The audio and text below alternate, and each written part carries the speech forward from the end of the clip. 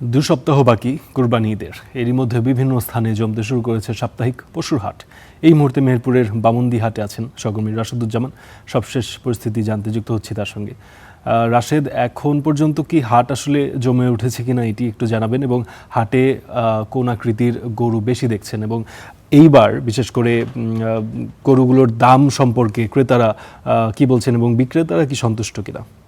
আমি যে হাটটিতে দাঁড়িয়ে আছি, মেহেরপুরের যে চারটি হাট রয়েছে তার মধ্যে ঐতিহ্যবাহী শতবর্ষ যে হাট বলা হয় সেটি বামন্দির পশু হাট, এবং এখানে সপ্তাহে দুটি দিনে হাট বসে, একটি শুক্রবারে এবং সোমবারে। আজকে সোমবারের হাট, এবং ঈদকে সামনে রেখে এই হাটটি কিন্তু জমে উঠেছে বলা যায়। কারণ এখানে যে হাট মালিক রয়েছে তারা বলছেন যে প্রতি হাটে এখন 4 থেকে 5 হাজার গরু এখানে আসছেন, এবং এখানে বড় গরু যেমন রয়েছে, পাশাপাশি ছোট এবং মাঝারি ধরনের যে গরুগুলো রয়েছে সেগুলো একটু বেশি রয়েছে। কারণ বড় গরুর চাহিদা তুলনামূলকভাবে একটু কম, সেই কারণে হাটে আমরা যতটুকু ঘুরে দেখেছি সেটি কিন্তু ছোট এবং মাঝারি গরু বেশি। এবং আপনি যেটি বলছেন যে হাট জমে ওঠে, আসলে এখানকার যে মফস্বল শহরের যে হাটগুলো সেটি কিন্তু শুরু হয় বেলা 11টা থেকে, এবং 5টার মধ্যেই বেচা কেনা শুরু হয়। এখানে রাজধানী ঢাকা, চট্টগ্রাম, বরিশাল, সিলেট সহ দেশের বিভিন্ন প্রান্ত থেকে যে গরু ব্যবসায়ীগুলো রয়েছে তারা এখানে আসেন, এবং এখান থেকে এই গরুগুলো কিনে তারা কিন্তু আবার রাজধানী এবং চট্টগ্রামের উদ্দেশ্যে রওনা দেয়। তেমনি অনেক ব্যবসায়ী এখানে এসেছেন এবং তারা কিন্তু এখান থেকে গরু ইতিমধ্যে কিনেছেন, এবং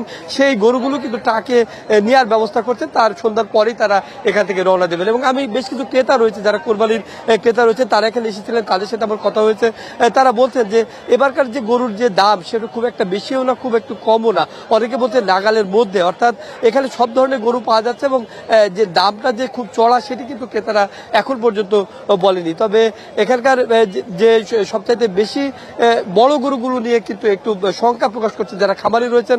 তারা বলছেন যে বড় গরুতে বিক্রি চাহিদা অনেকটাই কম, কারণ তারা বলছেন যে পরিমাণ গোখাদ্যের দাম বৃদ্ধি পেয়েছে, পাশাপাশি গরুর আরো আনুষঙ্গিক যে বিষয়গুলো রয়েছে সেগুলোর দাম বৃদ্ধি পেয়েছে, সেই তুলনায় তারা দাম অনেকটা কম পাচ্ছেন বলে তারা দাবি করছেন। অন্যদিকে এবার যেহেতু মেহেরপুরের 65 কিলোমিটার সীমান্ত, এবং অন্য বছরে আমরা বিভিন্ন সময় দেখি যে সীমান্ত থেকে গরু এখানে আসে, তবে এখানকার হাট মালিক যারা রয়েছে বা এখানকার যারা ব্যবসায়ী যারা রয়েছে, প্রাণী সম্পদ বিভাগ বলছেন যে এখানে এবার তেমন একটা ভারতীয় গরু এখন পর্যন্ত দেখা যাচ্ছে না। অর্থাৎ দেশীয় যে গরু, সেই দেশীয় গরুতে কিন্তু হাট ভরপুর, এমনটি বলছেন।